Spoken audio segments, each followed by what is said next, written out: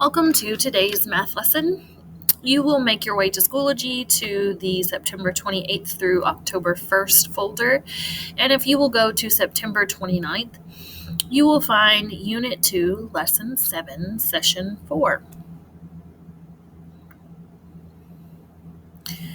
You will open the assignment with Cami.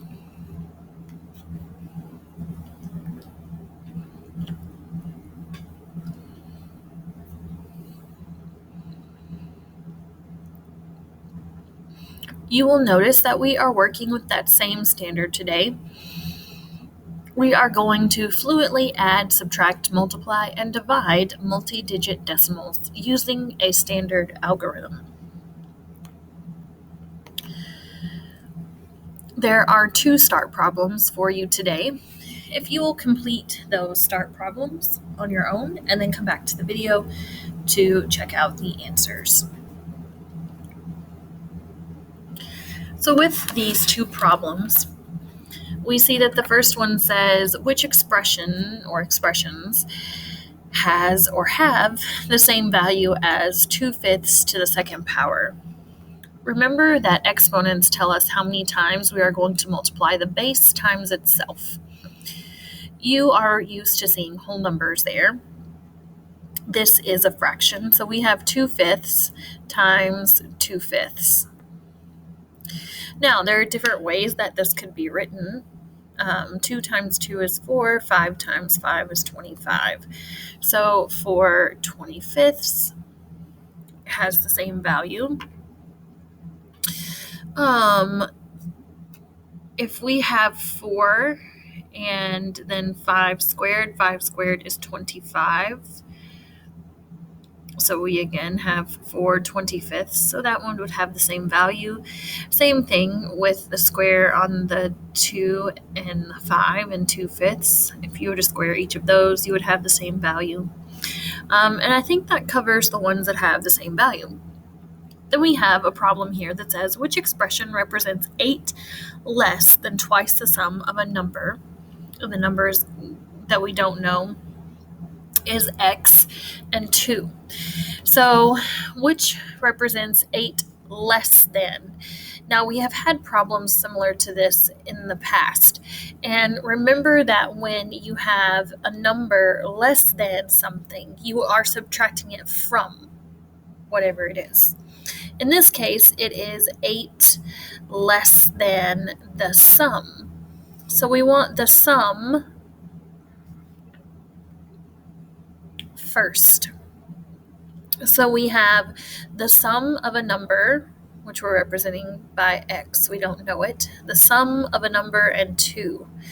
Well, sum is addition. So where we see this and here, we want a plus sign. So x plus 2.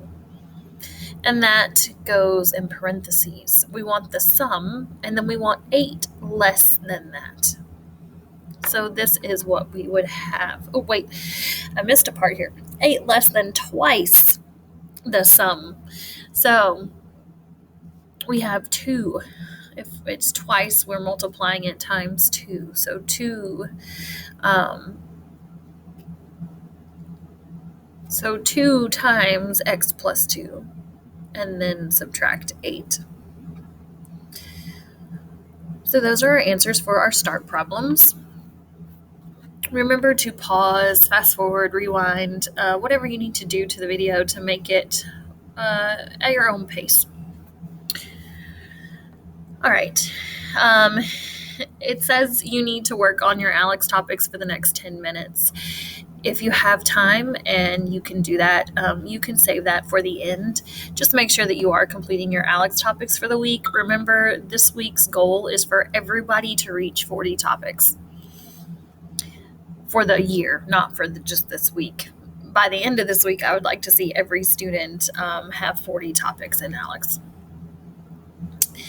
That brings us to our practice problems for today. So the first problem is an example. It says an online store charges a fee of $4.50 for shipping. There's an additional charge of 50 cents for each pound the item weighs. How much does the store charge to ship a hammock that weighs 10 and 54 hundredths pounds? So it's $4.50 just for the item to be shipped. $4.50, right? Plus the additional charge. Well, the additional charge is 50 cents per pound. So each 1 pound is 50 cents. Well, we have 10 and 54 hundredths. So we want to multiply this and then add it to $4.50. And you will see that they have shown their work here for this particular problem. So it says, look at how you could show your work using an expression and algorithms for multiplying and adding decimals. So they multiplied here, then added here, and they even wrote it as an equation here, and then we have the expression there. So all kinds of work shown here for this particular problem. So this is what you will be doing in today's lesson. You will be reading problems, word problems, solving problems that involve those 4 operations with decimals: to add, subtract, multiply, or divide. So what I want you to do is I would like for you to pause the video and try each question on your own, and then click play to see the answers. And with these, I'm going to walk you through most of your answers, but I may not answer each problem completely. I may leave some of it up to you to respond to.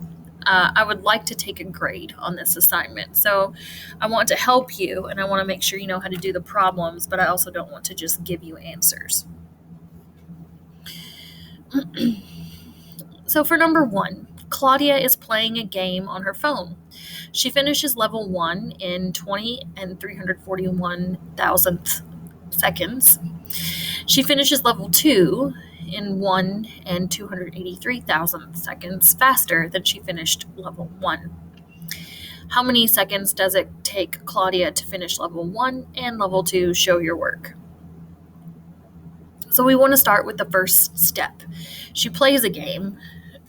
She gets done with level 1 in that time. Level 2 is this much faster, which means if we take that 20 and 341 thousandth second or seconds, and we subtract the time that was faster. Remember, if you get a faster time, that means it took you less time. So that's why we are subtracting here. So we want to subtract that. And we can't do 1 minus 3, so we have to borrow 10 more from next door, which would make this 11, and this becomes a 3. 11 minus 3, well, that's going to give us 8. Then we have 3 minus 8. Well, we can't do that, so we have to go next door, borrow 10 more, so this becomes 13, and this is 2. 13 minus 8 would be 5. 2 minus 2 is 0. I drop my decimal down. Then I have 0 minus 1, and then I could borrow. Or I can look at this as 20 minus 1, which is going to give me 19. So she completed level 1. Level 1 was 20 and 341 thousandth seconds. That was level 1. Level 2 is going to be this time because it was faster, so it was less time, right? 19 and 58 thousandths. So if you're writing this on your paper, I would line up my place values a little better than what Ms. Bozeman did. But it wants to know how many seconds does it take her to finish level 1 and 2. So now we want to take these two level times and we want to add them together. So you will do that on your paper. Remember to start in this lowest place value and then add across.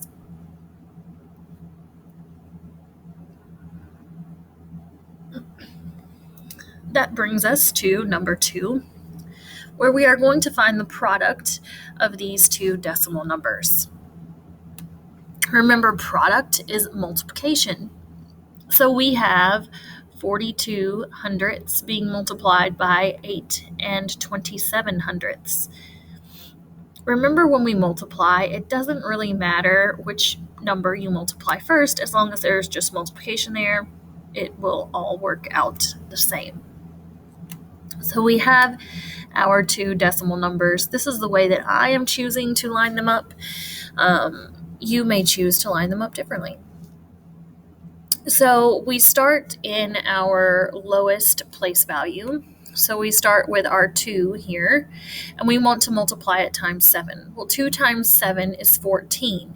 We can't put two numbers into one place value. So we put the 4 here in the place value that we were working in, and we carry the 1 to the next place value. We regroup it over there. We've done 2 times 7. Now we need to do 2 times 2. Well, that's 4, and I have to add 1 for the one that I regrouped. So now I have 5. Then I multiply 2 times 8. 2 times 8 is 16. My 6 goes here, and my 1 gets regrouped. It just comes down here next to my number because there's nothing up here to regroup it with. Now I am ready to move on to my next place value. Well, with our standard algorithm, when we move to the next place value, we have to note that we are moving over a place value by placing a 0 here in our lowest place value to tell us that we are now moving to our next place value. You might have heard it called a place value holder before, but we're moving over a place value. So we want to take this 4 and we want to multiply it times 7. Well, 4 times 7 is 28. That's 2 digits. We can't put 2 digits into one place value. So we place an 8 here and we regroup the 2 into our next place value. So now we have 4 times 2. Well, that would be 8 plus the 2 that we regrouped would be 10. Again, we can't put 2 digits in one place value. So we put a 0 here and regroup the 1 over to the 8 or the next place value. Then we have 4 times 8. 4 times 8 is 32 plus the 1 that we regrouped. So we have 33. Then we want to add all of that together. So that is what you will do. I will let you add that together on your own. And then you want to go back and you want to say, okay, how many decimal place values do I have in my factors? Well, this 8 and 27 hundredths has 2 decimal place values, 1, 2. This one has 2 as well, 42 hundredths. So we have 4 decimal place values. So you want to make sure that in your answer, you have moved the decimal over 4 spaces to create 4 decimal place values. So that will get you your answer to number 2.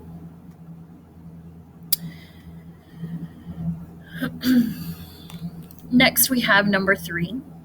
It says, each day Caleb feeds his horse 2 2/25 pounds of oats. He feeds it hay. The weight of the hay is 6 5/10 times the weight of the oats. What is the combined weight of oats and hay Caleb feeds his horse in 1 week? So there are several things to consider with this problem. So it says each day. So each day, Caleb feeds his horse 2 and 2,500 pounds of oats. The weight of the hay is 6 5/10 times that weight. So for this problem, I'm just going to go through the steps, and I'm going to let you perform all of the operations on your own. So the consider this box says there are 7 days in 1 week.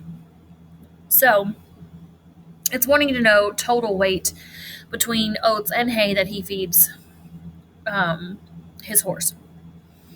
So we have 2 and 2,500 pounds, and that is oats. So we'll represent that with an O. The hay is 6 5/10 times the oats. So you take the oats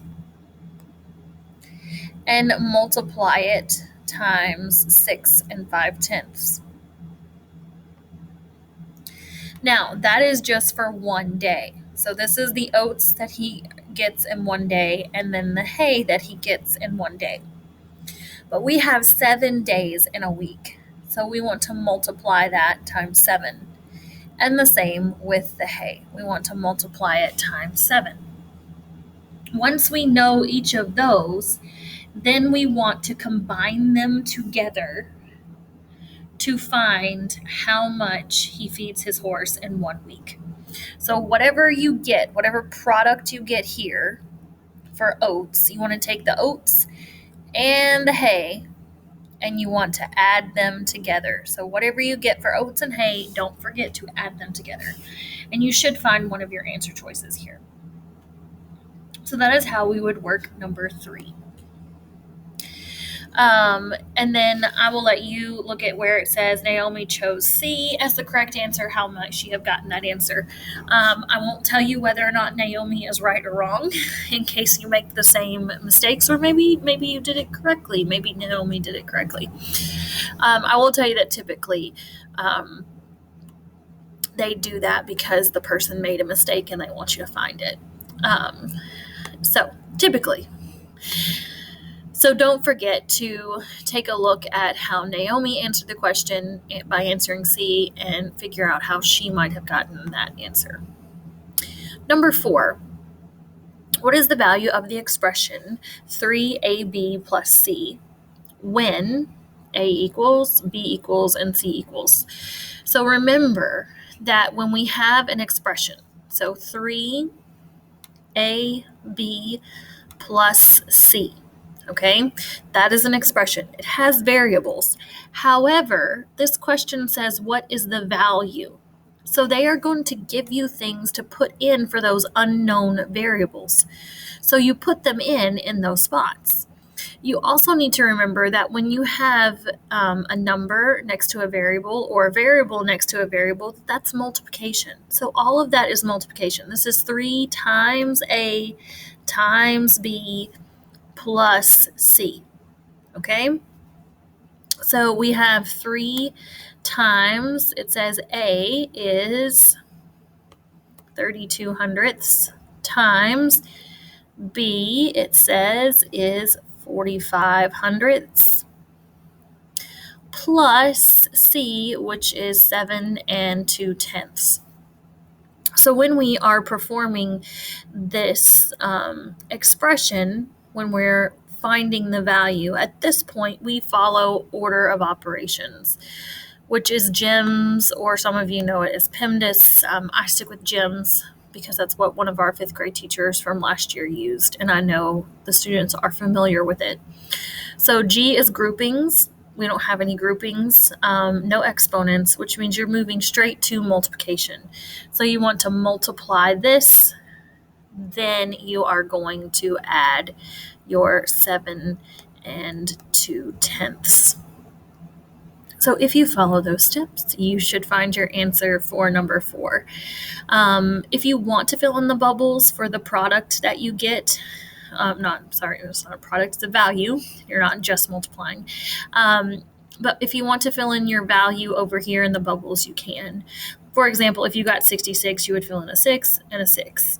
You're not going to get 66 for this, but if that's what you got, then that's how you would fill in the bubbles. You don't have to fill in the bubbles. You can just write your answer.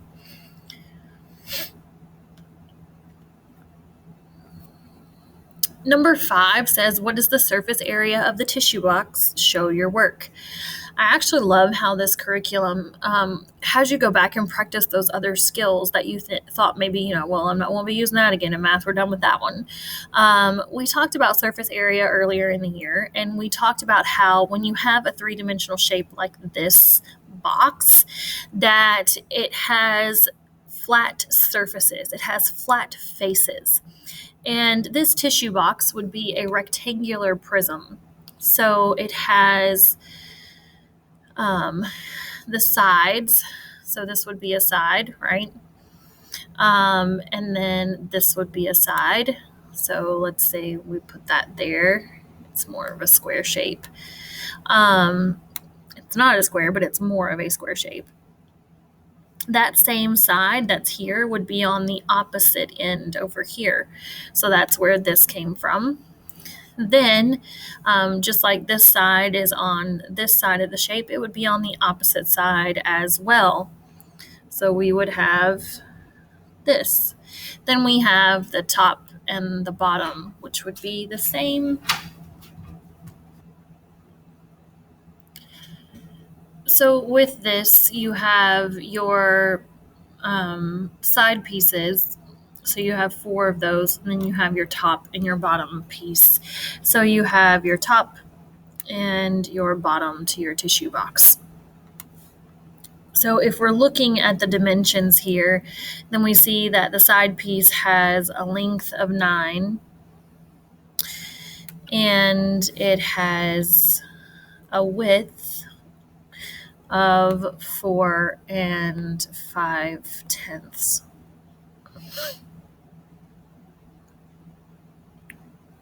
So we want to multiply 9 times 4 5/10, which will give us the area of this right here, which will also be the area of the side on the opposite side of the tissue box.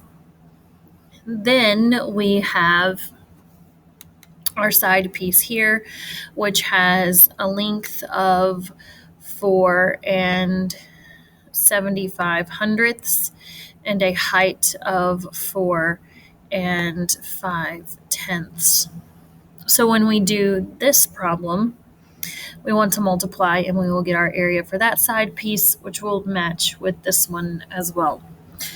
That leaves your top and your bottom piece. So the top piece and bottom piece have a length of 9 and a width of 4 75/100.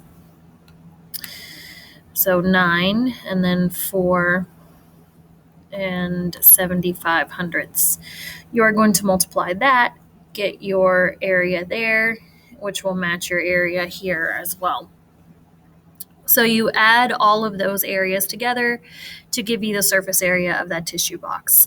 If you wanted to write it as an expression and not do it as a net, you are going to look at it and you're going to say, okay, my front side here is a 9 by 4.5.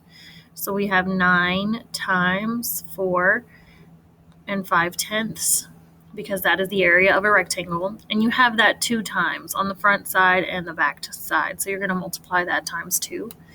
Plus, you have this side piece, or you could call it front and back if you wanted to, with your 2 dimensions here. So that this is going to be the dimensions for the front as well as the back, so it's times 2. Area of a rectangle is going to be length times width.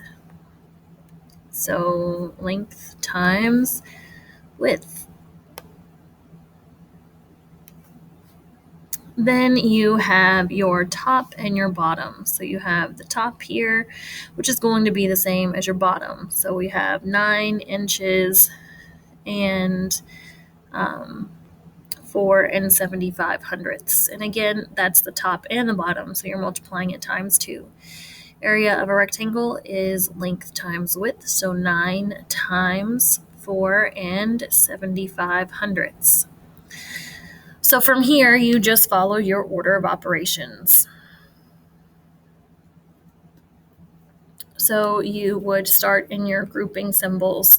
So you would do each of these. Then you don't have any exponents, so you would then multiply. So then you would multiply.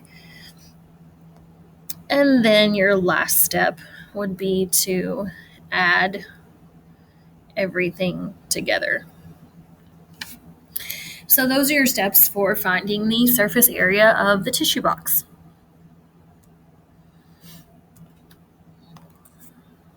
Then we have number 6. Number 6 says Jennifer knows that 3,312 times 15 equals 49,680 based on this fact. Jennifer claims that 33 and 12 hundredths times 15 hundredths equals 4,968 ten thousandths. She says that the product has 4 digits after the decimal point because a product of 2 decimals in the hundredths should be a decimal in the 10,000ths. Describe Jennifer's error. So what you want to do is you want to go back, and what I would do is I would multiply this and see what you get. You may discover that maybe she doesn't have all of the numbers, or if this is true, notice something at the end of this number that's not at the end of the decimal number here. So that might be something Jennifer needs to consider when she's multiplying. So describe her error.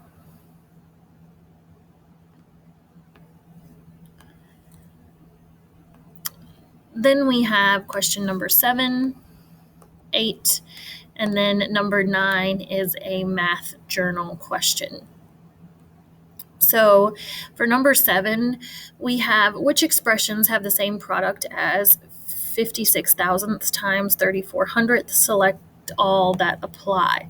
So when we're multiplying these, fractions are decimals. So if you've noticed, as you read a decimal, something like this, this is read as 56 thousandths because that is what it is as a fraction. This is the tenths. This is, sorry, let me try that again.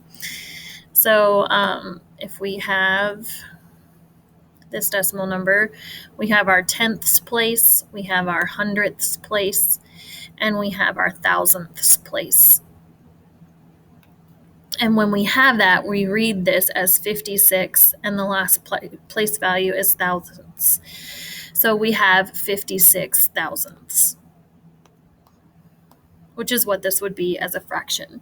So what you're going to do is you're going to look at it at all of these, and you're going to decide if any of them would have the same value as that.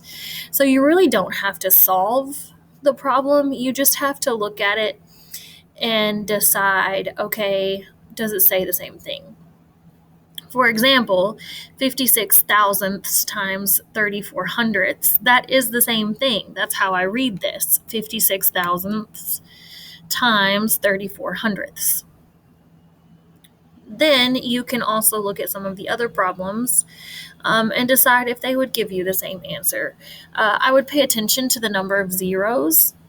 I would pay attention to the number of decimal place values, because that will also matter in deciding your answer here. So just remember that it is a select all that apply, so E is not the only correct answer. So find any of them that say the same thing. Then we have number 8. Rainey's family walks the lower trail 3 times. Elijah's family walks the ridge trail 1 time and the panther trail 1 time. Whose family walks farther? How much farther does that family walk? Show your work. So we have Rainey's family, right? Rainey's family does the lower trail 3 times. So lower trail times 3, right? Elijah's family walks the ridge trail 1 time and the Panther Trail 1 time. So you're going to plug in your numbers here. So for Rainey's family, that lower trail is 2 and 225 thousandths, and we are multiplying that times 3. Then we have Elijah's family with the ridge trail at 3 and 45 hundredths plus 3 and 375 thousandths for the Panther Trail. So you want to perform each operation for each family, and then you want to decide which one walked further and then also how much further they walked.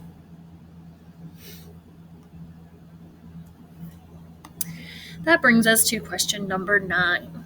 It is a math journal question, so it's going to require you to do a little bit of pausing and thinking. Write a multiplication problem involving decimals. Both decimals, both decimals must include hundredths. Show how to solve your problem. So I will tell you, remember your place values. So if I had a bunch of zeros, right? This is my ones place, this is my tenths, this is my hundredths.